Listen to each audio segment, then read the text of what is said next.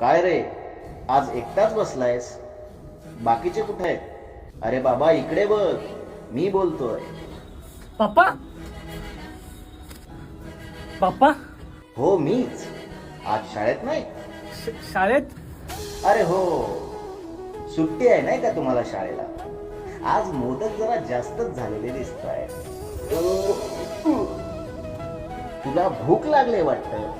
हो हो हो म्हणजे नाही नाही घे, हा नैवेद्य खा. काय